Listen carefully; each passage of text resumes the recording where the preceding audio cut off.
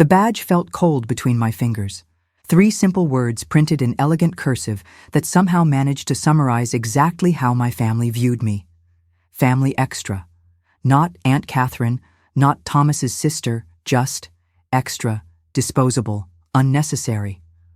Stood frozen at the reception table of my niece Emma's wedding, staring at this small rectangular piece of plastic while guests flowed around me. The young woman managing the table had already turned her attention to the next guest, handing them a personalized badge with their name beautifully scripted. Before we continue, comment where you're watching from and subscribe to the channel. We'd love to see how far our stories are reaching. Catherine, there you are. Stephanie's voice cut through my thoughts. My brother Thomas's wife of 25 years approached, dressed in a designer gown that probably cost more than my monthly rent. She air-kissed both my cheeks, her perfume overwhelmingly floral. We were wondering when you'd arrive. My invitation said 3I, I said quietly, still holding the badge without pinning it on. Oh well, family usually comes early to help, she said with a dismissive wave. Her eyes darted to the badge in my hand, but she made no comment about it. Instead, she reached into her clutch and pulled out a small digital camera. Listen, I'm so glad you're here. Emma's having a minor crisis with her veil, and the photographer is just focused on getting shots of her and David. Would you mind taking some casual photos of the guests? You always had such a good eye. And there it was. I wasn't invited as family. I was invited as free labor. I'm not a professional, Stephanie, I said, attempting to hand back the camera. Oh, don't be silly. Remember those lovely photos you took at Mother Holloway's funeral? Everyone said they were better than what we would have gotten from a professional. She pressed the camera firmly back into my hands. Just mingle and capture some memories, would you? It would mean so much to Emma. I doubted that. I couldn't remember the last time I'd had a real conversation with my niece. Maybe when she was 14, before Thomas and Stephanie sent her to that expensive boarding school in Connecticut. Before I could respond, Stephanie patted my arm and was already walking away. There's an open bar near the garden. Help yourself, she called over her shoulder. I stood there, still clutching both, the badge and the camera, feeling that familiar hollowness spreading through my chest.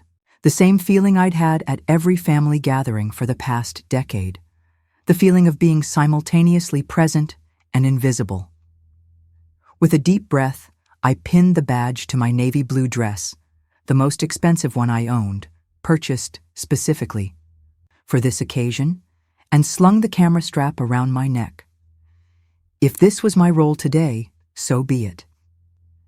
As I moved through the crowd, I caught glimpses of family members who hadn't bothered to say hello. Cousin Margaret with her surgeon husband, Uncle Philip, who still owed me money from a loan 5 years ago. Thomas's college friends, who somehow qualified as family while I was relegated to extra. I began taking photos, almost mechanically. Click. A group of children playing near the fountain. Click. Elderly relatives seated in the shade. Click. My brother Thomas laughing with his in-laws, his arm around Stephanie's waist. Thomas hadn't always been this way. Before our mother's diagnosis, we'd been close. Sunday dinners, holiday gatherings, random phone calls just to check in. He was my big brother, my protector, my friend. Then Mom got sick. Stage 4, pancreatic cancer, terminal from the start. I was 42 then, single, working as a curriculum developer for an international education company. I'd just been offered a position in their London office, my dream job. But Mom needed someone, and Thomas had his important career as a financial advisor, his perfect wife, his 2 children who couldn't possibly be disturbed by the messy reality of a dying grandmother. It's just temporary, Thomas had assured me when I told him about postponing London. We'll hire nurses, split the responsibilities, but the nurses were expensive, and Thomas was busy. And somehow, temporary turned into 3 years of me sleeping in my childhood bedroom, administering medications, changing sheets, scheduling doctor's appointments, and watching my mother slowly fade away. I lowered the camera, suddenly exhausted. Maybe coming here was a mistake. I could slip out quietly. No one would notice. "You must be Catherine." A man's voice interrupted my thoughts. I turned to find a tall, silver-haired gentleman extending his hand. "I'm Robert, Emma's new father-in-law." "Oh, yes." I shook his hand, surprised to be acknowledged. "Nice to meet you. I understand you're the one who took care of Martha during her illness," he said. "David tells me you put your whole life on hold to be there for her. That kind of sacrifice is rare these days." I blinked, startled that anyone had shared this part of my history, and even more startled that they'd framed it as a sacrifice rather than an obligation. "It wasn't really a choice," I said quietly. "She was my mother." "Still, not everyone would have done what you did." He smiled gently. "Anyway, I wanted to say hello and thank you for helping with the photos." As Robert walked away, I felt a lump forming in my throat. One simple acknowledgement from a stranger had affected me more than anything my own family had said to me in years. I wandered toward a quiet corner of the venue, needing a moment to compose myself. That's when I overheard Stephanie's voice from behind a large floral arrangement. "Couldn't believe she actually wore that dress. It's at least 10 years out of style." She was speaking to another woman whose voice I didn't recognize. "Well, not everyone can afford Nordstrom, Steph," the other woman said. "True, but she could at least try. Honestly, having her here is like having a walking reminder of the less fortunate branch of the family tree." Thomas felt obligated to invite her, of course. Family duty and all that. "At least she's making herself useful with the photos." "Exactly," I told Thomas. "If we have to have her here, she might as well serve a purpose." I stepped back, my hands shaking so badly I nearly dropped the camera. The casual cruelty of her words hit me like physical blows. I wasn't just an afterthought. I was an embarrassment they'd assigned a task to keep me occupied and out of the way. For a moment, I considered walking straight up to Stephanie and confronting her, or finding Thomas and demanding to know if he shared her opinion, or simply leaving, dropping the camera in the nearest fountain on my way out. Instead, I raised the viewfinder to my eye and quietly captured Stephanie mid-sentence, her face twisted, in a sneer as she continued to dissect my appearance, my financial status, my very existence. Click. In that moment, something shifted inside me. If they wanted me to be the photographer, I would be the photographer. I would capture every moment of this wedding. Not just the smiling faces and perfect poses, but the real story underneath. The story no one wanted told. I straightened my shoulders, adjusted my family extra badge, and moved back into the crowd, camera ready. This time, I was looking for something different. For the next hour, I became a ghost at Emma's wedding. Invisible, yet ever present, moving between tables and conversations, capturing moments no one thought I'd notice. It was surprisingly easy. People see a camera, not the person behind it. I spotted Thomas near the bar, deep in conversation with Emma's new father-in-law. My brother's face was tense, his smile too tight. I zoomed in. "Just think the prenup could have been more favorable to Emma," Thomas was saying, his voice low. "David's family might have money now, but you never know. Startups fail all the time." Robert's expression hardened. "My son isn't marrying for money, Thomas." "Of course not," Thomas backpedaled. "I'm just looking out for my daughter's interests." Click. Moved on, finding Stephanie huddled with her group of country club friends. Their laughter stopped abruptly when a waitress approached with their champagne. The young woman's hand trembled slightly, causing one glass to spill a few drops on the tablecloth. "Honestly," Stephanie sighed dramatically after the waitress scurried away, "the help these days. I specifically requested experienced staff." "Did? You see her shoes?" one friend whispered. "Definitely not appropriate for service." "Emma must be mortified," another added. After all the planning, click. I floated toward Emma, my niece, the bride. She stood surrounded by bridesmaids, her wedding dress a masterpiece of lace and crystal. I hardly knew her anymore. After I'd moved in with Mom, Thomas and Stephanie had limited the children's visits. Too depressing, they'd said. They should remember their grandmother as she was. Emma caught my eye and gave a small, perfunctory wave before turning back to her friends. Not, "Thanks for coming, Aunt Catherine," or "I'm glad you're here." Just a wave, like I was a distant acquaintance. I raised my camera again, but this time I hesitated. Behind Emma, in the background, I noticed David, my new nephew-in-law, in what appeared to be a heated discussion with his best man. Their heads were close together, expressions tense. David kept glancing over at Emma, then back to his friend. I moved closer, pretending to photograph the elaborate floral centerpieces. "Can't tell her today, obviously," David was saying. "But after the honeymoon—" "You've been saying that for months, Dave," his friend replied. "Either you tell Emma about the job in Seattle, or I will. She thinks you're both staying in Boston." "I'll handle it," David snapped. "It's just, her father has connections at all the Boston firms. If I turn down his offer, click." I felt a strange mix of emotions. Sadness for Emma, who clearly didn't know her new husband's plans. Anger at David for his deception. But also, and this surprised me, a tiny flicker of satisfaction. The perfect family wasn't so perfect after all. The photos were piling up. Thomas criticizing the groom's family. Stephanie belittling the service staff. Emma's carefully cultivated image of the happy bride. David's secret plans, each image a piece of truth they'd never expect me to document. Finding good material? I nearly jumped. Robert, the father-in-law, had appeared beside me, 2 glasses of champagne in hand. He offered one to me. "Thank you," I said, accepting the drink. Just doing what I was asked. His eyes crinkled. "You're capturing quite a different wedding than the official photographer." A chill ran through me. Had he noticed what I was doing?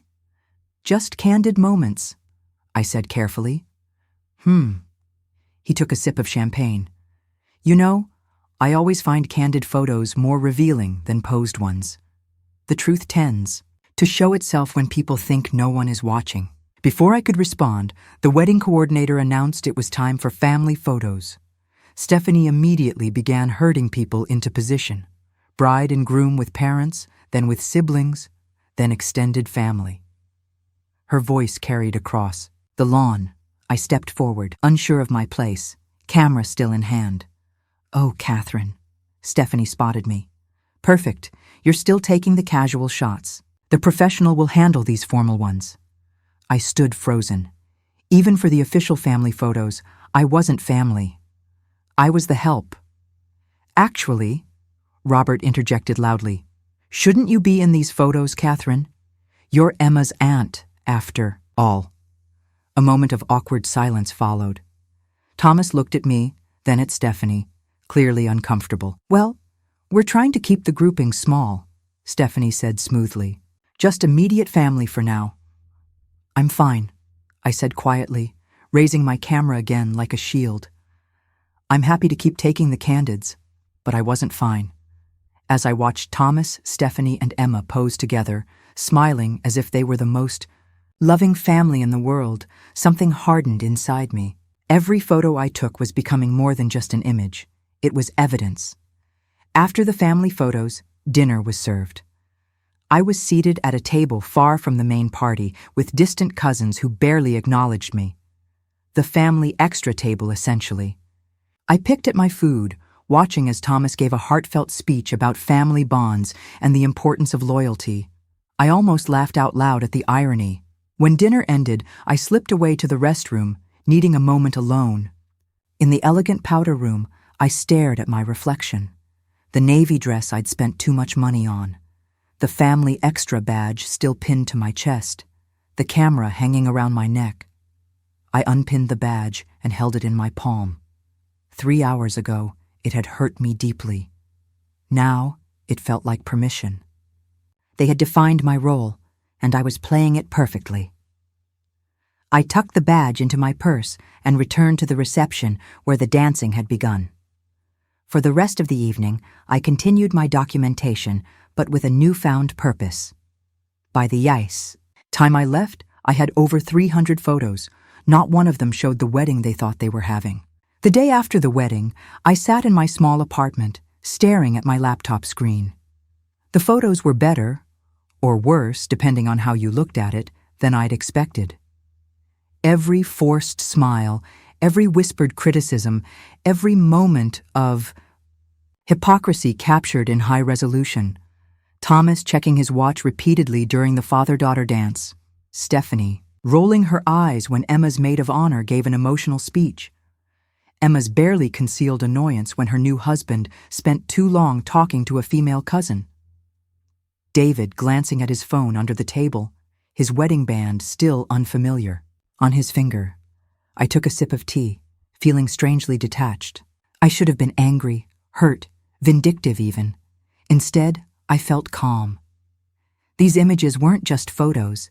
They were a mirror, reflecting the truth my family refused to see about themselves. My phone buzzed with a text from Stephanie. "Everyone's asking about the photos. Can you send them over today? Emma's dying to see them before they leave for their honeymoon."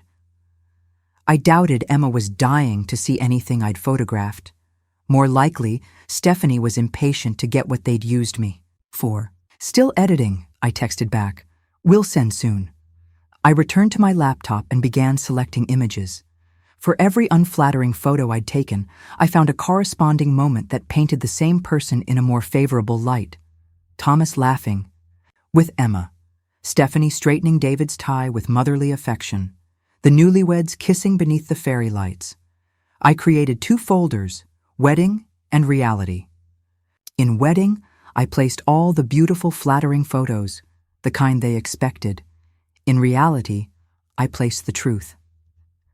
Then I sat back, cursor hovering over the wedding folder, ready to send. Something stopped me. Growing up, Thomas had always been my protector. When kids at school teased me about my glasses, Thomas threatened to beat them up. When I didn't get asked to prom, Thomas took a night off from college to watch movies with me. He was the one who drove me to my first job interview, who helped me move into my first apartment. When had it changed? When had I become disposable to him? I opened my desk drawer and pulled out an old photo. Thomas and me at his college graduation, his arm around my shoulders, both of us beaming. I was 17, so proud of my big brother. He was 22, headed for a bright future. The phone rang, interrupting my thoughts. Thomas. "Hey, Kath," he said when I answered, his voice artificially cheerful. "Stephanie mentioned you're sending over the photos today. Great job stepping in yesterday, by the way. Real team player. Team player.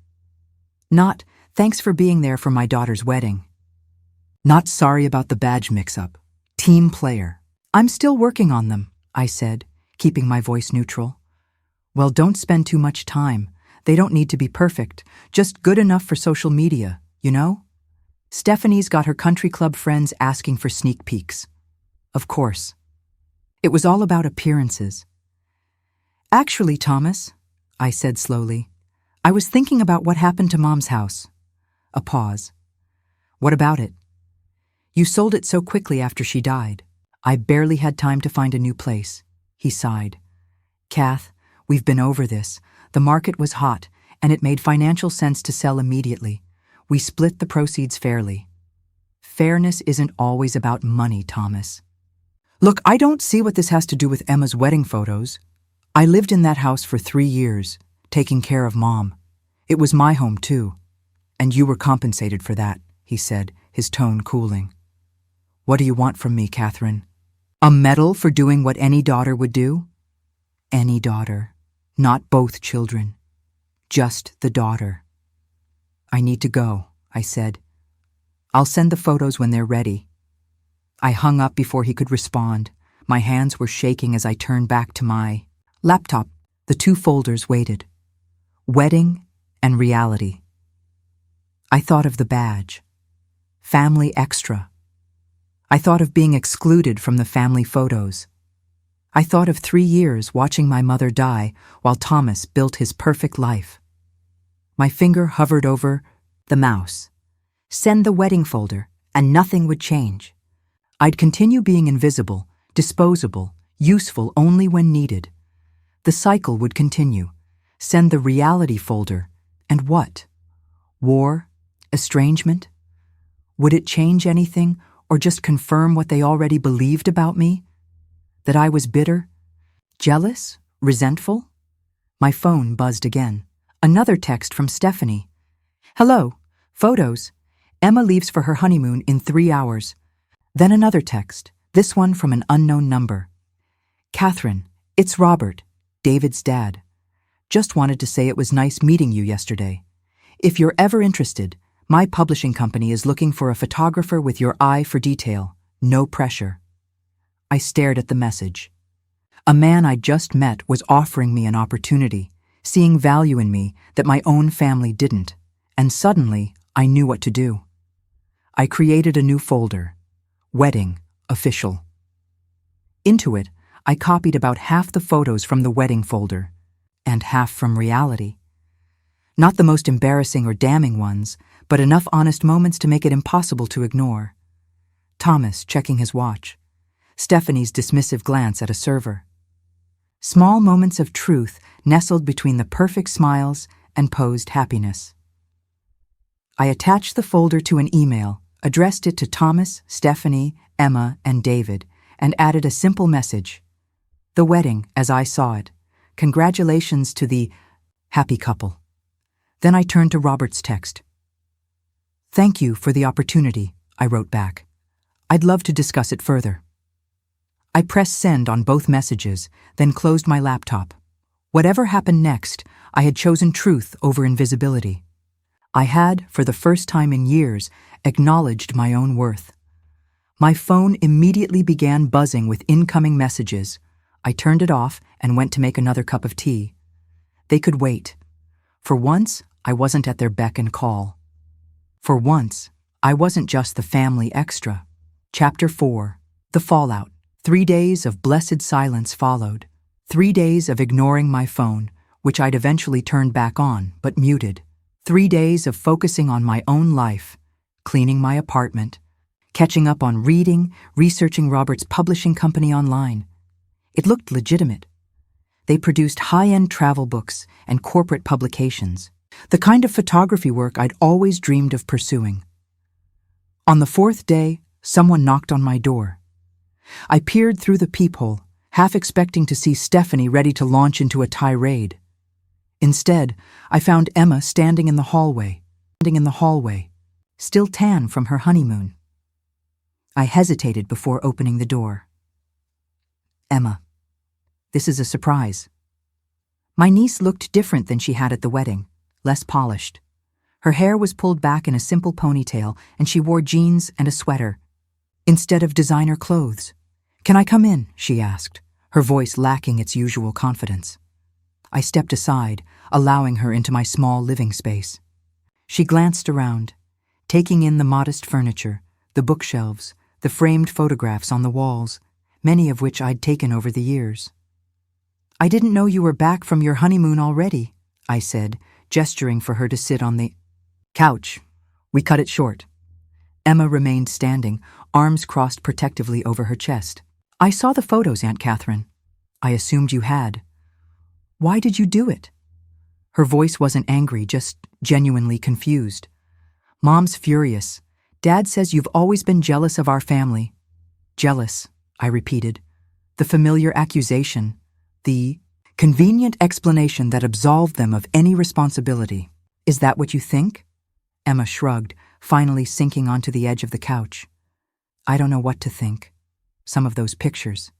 I didn't realize Dad spent half my father-daughter dance checking his email, or that David looked so distant during the vows. I sat across from her in my reading chair. Your father claims I manipulated the photos. Did you? No. I captured what was happening. That's what photographers do. Emma stared at her hands. David and I had our first big fight on the honeymoon, about those photos of him with his best man. I overheard them talking at the wedding, but I thought I misunderstood. She looked up at me. He's taking a job in Seattle. We're supposed to move next month. He never told me. I felt a stab of guilt. I'm sorry, Emma. Don't be, if you hadn't. She trailed off. At least now I know. We're trying to work through it. We sat in silence for a moment. It was the longest conversation I'd had with my niece in years. The badge wasn't my idea, she said suddenly. The family extra thing. I didn't even know about it until afterward. Mom handled all those details, I figured. But I didn't stop it either. Emma's eyes met mine. I've been thinking a lot about you these past few days, about how you took care of Grandma when she was sick. Mom always made it sound like you chose that, like you wanted to do it because you had nothing else going on in your life. I laughed, a short, bitter sound. I had a job offer in London. Did she mention that part? Emma's eyes widened. No. I postponed it to take care of Mom. Just temporarily, your father said. But temporary turned into 3 years, and by then, the position was filled. I shook my head. It wasn't a choice, Emma. It was the only option, because no one else was willing to step up. I didn't know, she whispered. There's a lot you don't know. A lot your parents have carefully managed to keep from you. Emma was quiet for a long moment. Mom wants me to tell you to take down the photos from the cloud storage. She's worried someone will share them with her friends. Of course, that would be Stephanie's concern. Appearances. And what do you want, Emma? I want. She hesitated. I want to understand why our family is like this, why we can't just be honest with each other. It was such a direct, vulnerable question that it caught me off guard. This wasn't the entitled young woman I'd assumed Emma had become. This was someone genuinely struggling. Your parents built their lives around a certain image, I said carefully. The successful financial advisor, the perfect country club wife, the high-achieving children. There's no room in that image for messy realities, like a mother with cancer who needs care, or a sister who sacrificed her career, or a daughter who isn't sure about her marriage 3 days in, Emma added quietly. I reached out and took her hand, surprised when she didn't pull away. Emma, those photos weren't meant to hurt you. If anything, they were meant to reveal what was already happening. She nodded slowly. I know. That's why I'm here instead of Mom. She wanted to send a lawyer. A lawyer? I almost laughed. For what? I took photos I was asked to take. She's saying you violated their privacy, that you were hired as a photographer with certain expectations. I wasn't hired. I was family. At least that's what they claim when it's convenient. I squeezed her hand before letting go. But I wasn't family when it came to the seating chart, or the name badge, or the official photos. Emma winced. I noticed you weren't in any of the family photos. I should have said something. Why didn't you? She looked away. I guess I've gotten used to going along with what Mom and Dad want. It's easier. The honesty of her answer struck me. How many times had I done the same? Gone along, stayed silent, accepted my designated role because it was easier than fighting? I have an interview next week, I said, changing the subject. With a publishing company? Really? Emma seemed genuinely interested. For photography? I nodded. Travel books, corporate work, it's what I always wanted to do.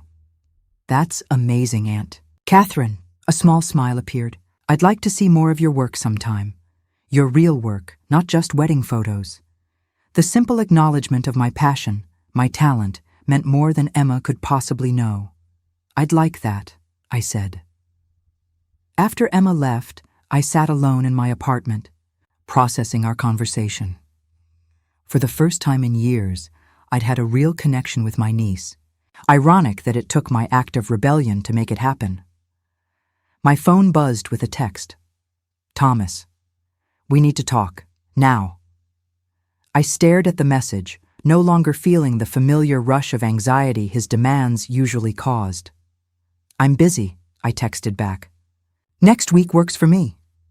Then I silenced my phone again and turned to preparing for my interview.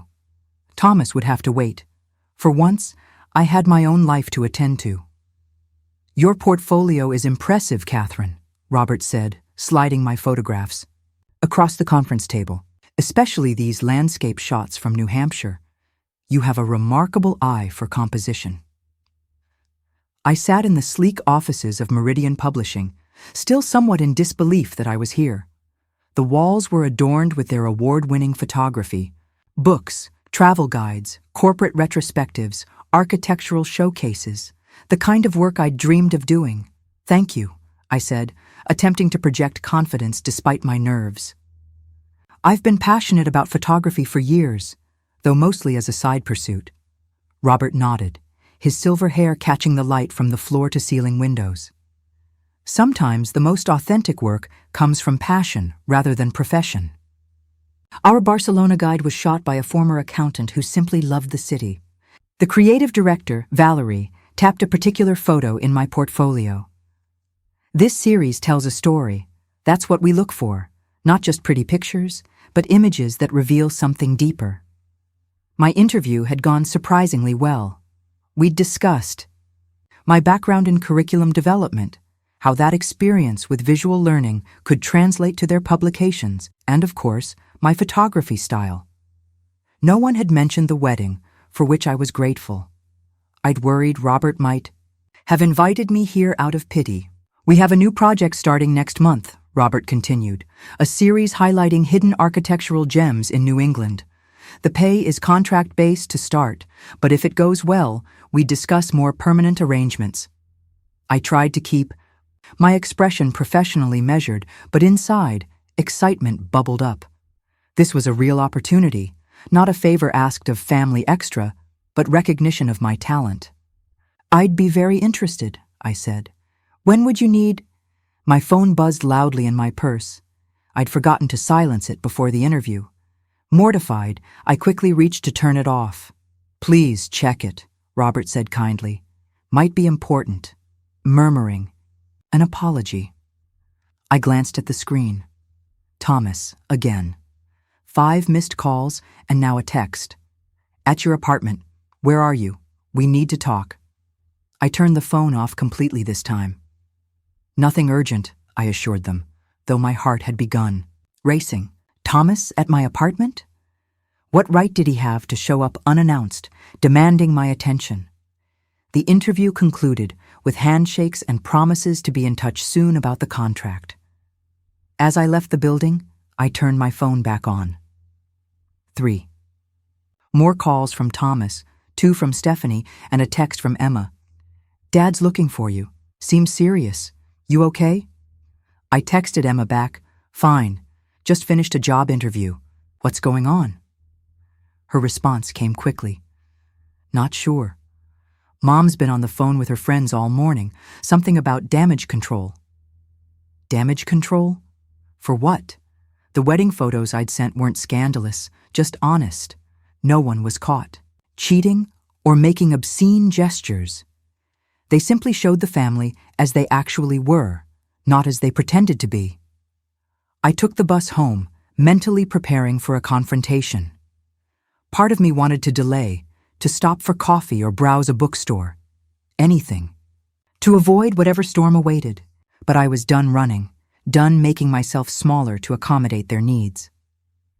As the bus neared my stop, I spotted Thomas's luxury sedan parked outside my apartment building. My brother was leaning against it, scrolling through his phone with an impatient expression. He looked up as I approached, his face hardening. Where have you been? He demanded without preamble. I've been calling you for hours. Job interview, I said simply, moving past him toward the building entrance. Job interview? He followed, matching my stride. Now? When we're in the middle of a family crisis? I stopped, key in the door. What crisis, Thomas? What crisis, Thomas? What could possibly be so urgent? The photos, Catherine. The damn photos. His voice was tight with controlled anger. Stephanie's entire social circle has seen them. Someone shared the link. I pushed open the lobby door. I shared a private link with you, Stephanie, Emma and David. If someone else has them, one of you must have forwarded it. That's not the point. Thomas stepped into the elevator with me. The point is that you deliberately chose unflattering images that make us look terrible. I chose truthful images, I corrected as we reached my floor. If the truth makes you look terrible, that's not my problem. Inside my apartment, Thomas paced the small living room while I set down my interview materials. Stephanie is beside herself, he continued. Mrs. Worthington asked if she was feeling well at the wedding because of that photo where she's rolling her eyes during the maid of honor's speech. Was she feeling well? I asked mildly. Because she definitely rolled her eyes. This isn't a joke, Catherine. Thomas ran a hand through his hair, a gesture so familiar from our childhood. Emma's truncated her honeymoon. She's fighting with David, and Stephanie can barely show her face at the club. I felt a flash of guilt about Emma, quickly replaced by indignation. So, what do you want from me, Thomas? A public apology for documenting reality? Should I issue a statement that my camera malfunctioned and distorted everyone's expressions? I want you to take down the photos and admit you were trying to hurt us. I stared at him, genuinely stunned. You think I agreed to photograph the wedding as some elaborate revenge plot? Weren't you? His eyes narrowed. You've always resented our lifestyle, the choices we've made. Your choices? I laughed, a sharp, bitter sound. What about my choices, Thomas? Or rather, the choices that were made for me when Mom got sick? He waved dismissively. Here we go again. You were compensated for... It's not about money. My voice rose, years of suppressed frustration finally breaking through. It's about the fact that I put my entire life on hold to care for our mother while you visited twice a month at most. It's about how you sold her house, my home, the moment she died. It's about the fact that at your daughter's wedding I was labeled family extra and asked to work instead of participate. Thomas had the grace to look slightly abashed about the badge. That was Stephanie's wedding planner's mistake. But you didn't correct it, did you? You didn't say, that's my sister, she should be seated with family. You didn't include me in the family photos. I crossed my arms. So don't come into my home demanding apologies when you've never once acknowledged how you've treated me. A heavy silence filled the apartment. Thomas stood perfectly still, his expression unreadable. Is that what the photos were then? He finally asked, his voice quieter. Your way of saying you feel excluded? The photos were the truth, Thomas. Nothing more, nothing less. He sighed deeply, suddenly looking older, tired. I have to go. Stephanie's waiting. He moved toward the door, then paused. I want you to know I never intended. Things just happened the way they did. Things didn't just happen, I said softly. You made choices. We all did. After he left, I stood alone in my apartment, emotionally drained, but oddly lighter. For, perhaps the first time since our mother died, I'd spoken my truth to Thomas without backing down. My phone buzzed with a new message. It was from Robert. Valerie and I would like to offer you the contract. Can you come in Monday to discuss details? I smiled.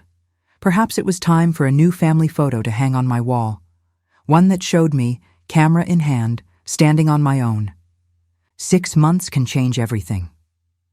I stood in the gallery surrounded by my photographs, 24 images from the New England architecture series, professionally matted and framed. Each one carefully composed to reveal not just the buildings, but the stories within them. The forgotten opera house in Providence, the repurposed textile mill in Lowell, the hidden Art Deco gems of Hartford. Quite a turnout, Robert said, appearing beside me with 2 glasses of champagne. He handed me one, his eyes crinkling with pride. Valerie's already fielding requests for your next series. I took a sip, still not entirely used to this. People. Admiring my work, asking about my process, treating me like a professional. After years of being the family extra, the transition to being the focus of attention remained surreal. "I'm thinking coastal Maine for summer," I said. "Those working harbors have so much character." "Perfect," Robert nodded. "The authenticity of your work is what connects with people. You don't just see buildings, you see lives." I smiled, knowing he was right. My approach to photography had evolved these past months. I no longer just captured images, I revealed truths. Sometimes beautiful, sometimes uncomfortable, but always honest. "Catherine." I turned to see Emma making her way through the crowd, looking more relaxed than I'd seen her in years. Gone was the country club princess, replaced by a young woman in simple jeans and a cashmere sweater, her hair pulled back in a loose ponytail. "Emma, you made it." I hugged her, genuinely pleased. We'd been rebuilding our relationship slowly over coffee dates and occasional Sunday brunches. It wasn't perfect, but it was real. More real than the polite distance that had characterized our relationship for years. "These are amazing," she said, gesturing to the photographs. "I can't believe you took all these in just 5 months. A new location every weekend. It was exhausting, but exhilarating." "Well, they're incredible." She hesitated. I actually have some news. I wanted you to hear it from me first." I braced myself. "Everything okay?" "David and I are separated." She said it calmly, without the drama I might have expected. "It's been 3 months now. The Seattle thing was just the beginning. We want different lives." "I'm sorry, Emma." And I was, despite everything. She shrugged lightly. "Don't be. It was the right decision. I've enrolled in grad school, actually. Architecture." She gestured toward one of my photographs. "Maybe you inspired me a little." Before I could respond, the gallery door opened and Thomas walked in. My brother looked older somehow, more subdued. He spotted me immediately but hesitated before approaching, scanning the room as if to ensure Stephanie wasn't with him. "I'll give you 2 a minute," Emma said, squeezing my arm before drifting toward the refreshment table. Thomas made his way to me, hands in his pockets, looking uncharacteristically uncertain. "Congratulations," he said, nodding toward the exhibition. Title on the wall: Forgotten Spaces, New England's Architectural History by Catherine Holloway. "Thank you." I kept my voice neutral. We hadn't spoken since our confrontation in my apartment months ago. "I'm surprised to see you here. Emma told me about it." He glanced around at the crowded gallery. Impressive turnout. An awkward silence fell between us. So many years of shared history, yet we'd become strangers. "Stephanie and I are divorcing," he said abruptly. I blinked, genuinely shocked. "Thomas, It's been a long time coming," he continued. "The wedding photos. They didn't cause it, but they forced us to look at some truths we'd been avoiding." I didn't know what to say. Part of me felt vindicated, but another part recognized the pain in my brother's eyes. "I'm not here to blame you," he added quickly. "If anything, I should thank you. Those pictures made me realize I've been living a life I don't even recognize anymore." "I never intended to hurt you, Thomas." "I know." He sighed deeply. "I've had a lot of time to think these past months. About Mom. About how we handled things." He met my gaze directly. "I should have been there more. For her and for you." The simple acknowledgement, so long withheld, felt like a key unlocking something tight within my chest. "Yes, you should have," I agreed softly. "But we can't change that now." Thomas nodded, acceptance in his eyes. "I also came to give you something." He reached into his jacket and pulled out a small envelope. "It's not much, but it's a start." Inside was a check, a significant one, along with a folded note. I raised an eyebrow in question. "It's your share of Mom's house," he explained. "Recalculated to what it would be worth today, with interest. I know it doesn't make up for everything, but I want to try to make things right." I stared at the check, feeling a complex mix of emotions. It wasn't about the money. It never had been. But the gesture represented something I'd needed far more: recognition of the sacrifices I'd made. "Thank you," I said finally, tucking the envelope away. "That means a lot. There's something else." Thomas hesitated. "I found some old photo albums while clearing out my house. Pictures of us as kids, of Mom and Dad. I thought maybe you'd like to go through them sometime. Choose the ones you want to keep." I nodded, my throat suddenly tight. I'd like that. We stood in silence for a moment, the weight of decades shifting between us. Not everything was resolved. It couldn't be, not with a single conversation. But it was a beginning. "Your work is remarkable, Kath," he said, using my childhood nickname for the first time in years. "Mom would have been proud." After Thomas left, I moved through the gallery, speaking with guests, accepting congratulations, discussing my process, but my mind kept returning to our conversation and the unexpected gift he'd given me. Not just the check, but the acknowledgement I'd craved for so long. Later that evening, as the event wound down, Robert found me again. Successful night. 3. "Of the prints sold already?" I smiled, still processing everything. "It's been quite a day." "I've been meaning to ask," he said. "We're planning a series on family traditions across America. Different generations, different cultures, the changing face of the American family. Would you be interested in being the lead photographer?" The irony wasn't lost on me. After years of being marginalized in my own family, I was being asked to document others. "I'd need to think about my approach," I said carefully. Robert nodded. "Of course, you'd have complete creative control. Your perspective is exactly what the project needs. Someone who sees beyond the posed smiles to the real connections underneath." As I drove home that night, I thought about family, the one we're born into and the one we create. About Thomas and Emma, both finding their way back to authenticity, however painful the journey. About my mother, who would indeed have been proud to see my work displayed. On my kitchen table waited a package that had arrived that morning. Advance copies of the New England architecture book. My name on the cover, my vision inside. Proof that I was never just an extra in someone else's story, but the author of my own.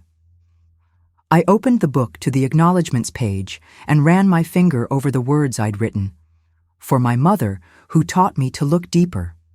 And for everyone who has ever felt invisible, may you find the courage to capture your own truth. It wasn't revenge. It wasn't even justice. It was simply the power of seeing and being seen, honestly and completely. I was no longer the family extra. I was simply and finally myself.